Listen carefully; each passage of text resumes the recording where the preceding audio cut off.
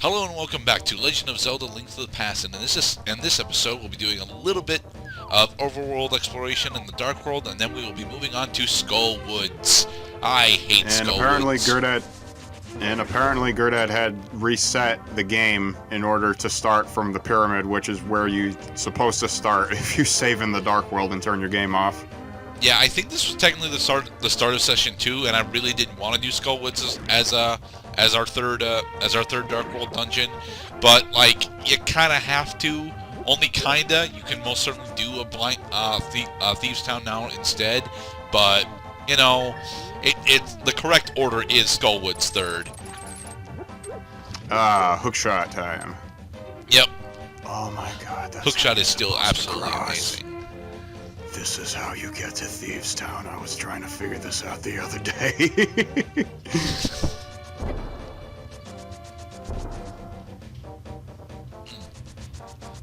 I actually really like the Thieves Town dungeon, but that's not what we're doing. You mentioned before we started that you were playing this on the original SNES at a friend's place.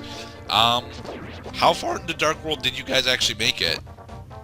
Well, apparently we already completed the Eastern Palace because it's no longer on the board. I imagine the next step is to do Swamp Palace, right, to get the hookshot.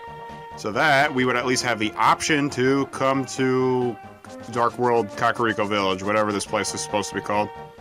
This is technically Thieves Town, but we're skipping over Thieves Town in order to go and do Skull Woods. I hate Skull Woods. Skull Woods as a dungeon is actually mostly okay. I mean, it's confusing, but it's mostly confusing because of the myriad of dead ends. Dead ends and hidden entrances that are found outside the dungeon, which is bullshit. Talking over each other. Sorry. This is not the way in the Skull Woods. Go back. This isn't the way to Skull Woods. You're fucking wasting your time.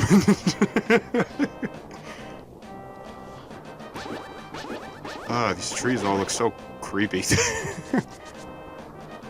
Oh wait, these all used to be Skull people. Woods this way? I'm pretty sure we can, but this is the other exit. This is the other exit out of Skull Woods. So they all turned into trees and said, "Well, I guess that's just it for me now. I'm just a tree now." Unfortunately, you do have to go through. There's only one actual way into Skull Woods, and it's stupid because, or at least the Skull Woods dungeon, the Skull Woods area's got 3 different fucking entrances, and only the middle one actually counts as a way into the dungeon. Okay, how about this entrance? I think these, there are 2 entrances. There's the middle one that's just north of Kakariko, and then there's this one. My bad.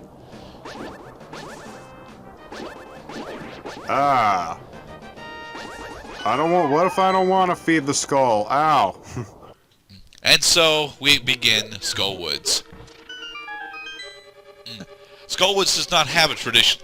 Well, it does actually have a traditional dungeon entrance, but you're not supposed to use it. So fuck that one. So have it your way, dungeon. What we're doing here is that we're solving the puzzle for the big chest. There, the big chest puzzle is solved.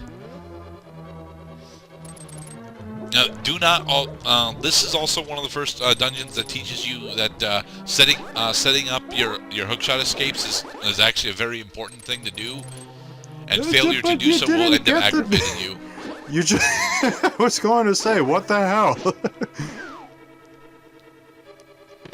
You had it. It was in the palm of your hand. You had it. Well, no. Oh, wait, you don't have the big key. Yeah, you don't have the big key yet. Okay, so that's my bad. Still, though, like, that's so tantalizing. Yeah, the whole reason we did that was so that we don't have to do it later. Let's enter in this way. Hello, jellyfish. Because, of course, when I think the middle of the woods, I think aquatic deep-sea creatures. Well, technically, they're flying choo-choos. Not jellyfish or baronids? Yeah, not jellyfish.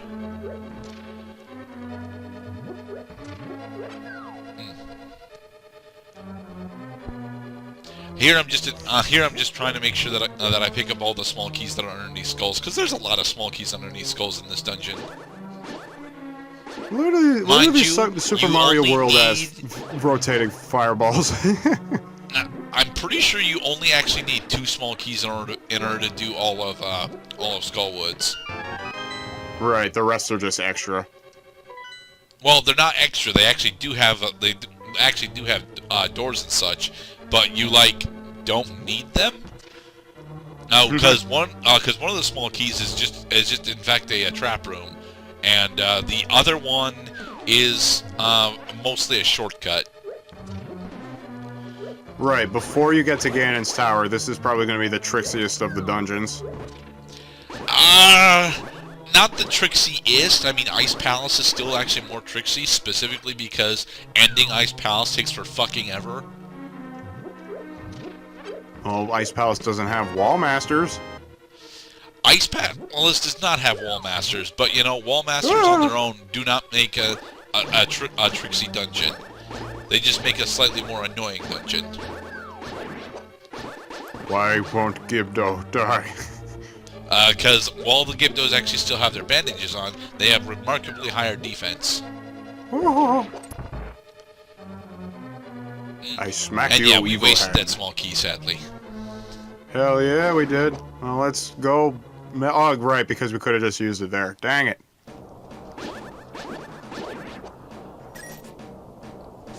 I love this theme.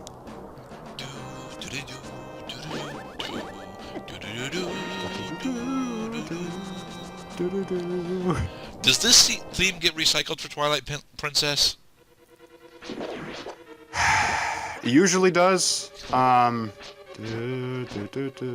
No, wait, no. For Twilight Princess, I think the only one that they reuse is the Hyrule Castle theme.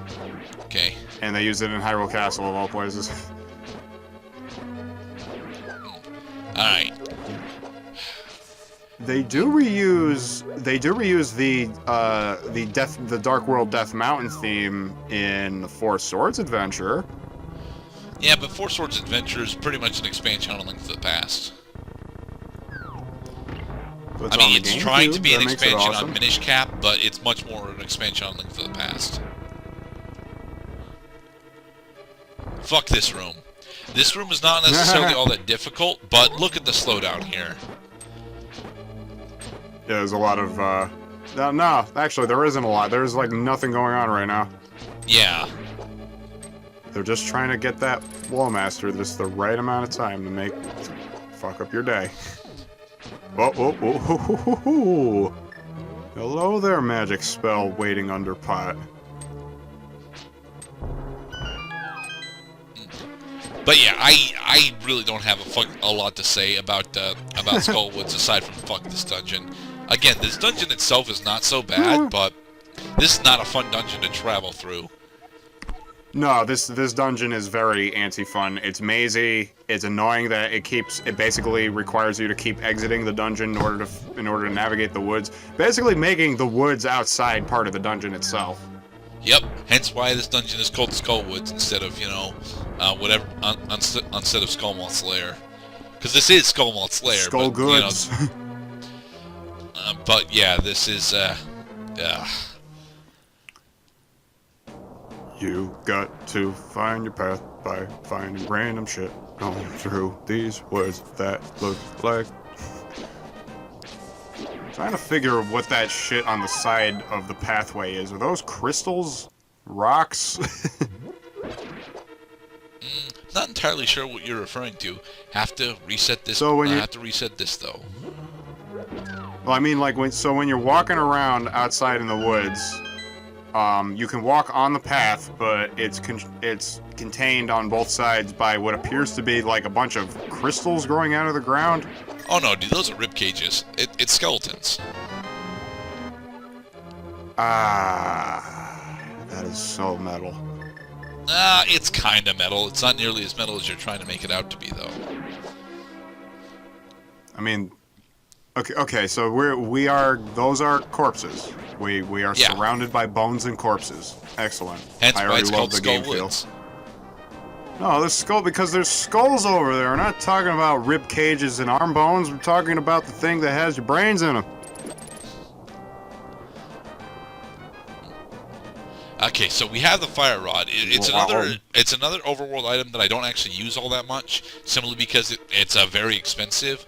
But once we get half magic, then we'll probably start using it slightly more, only slightly more. Do not, for any reason, use a small key on that door. The small key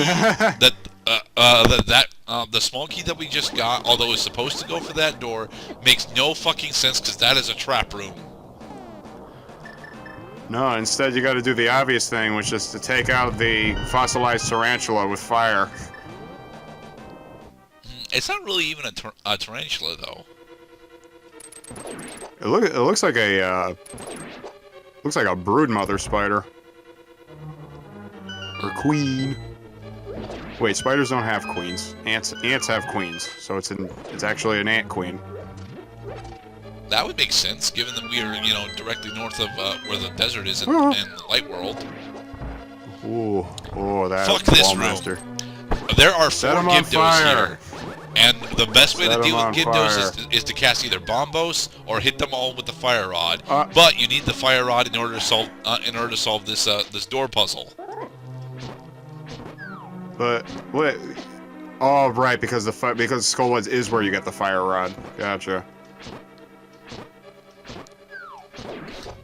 Oh yeah, of course. From the big just die. Just die. Your time has come. Die. You too, Wallmaster. Get out of here, you snatching bitch. There. Okay. Now we can solve this puzzle. Woo! They make it sound so happy and fun when it falls from the screen. No, there's nothing happy or fun about this. I am about to be snatched by a pervert. There. Okay, that is the hardest puzzle in Skullwoods done. A link to the pet. We see we have a bit of a bunny issue. Haha. Oh, it's already over.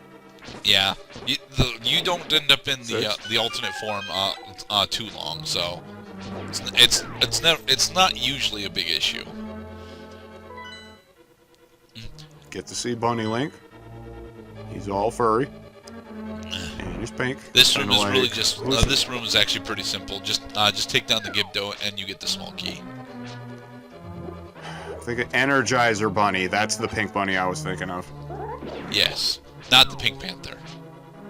Not the Pink Panther, and not the Trix Rabbit. Right, the Trix Rabbit is white.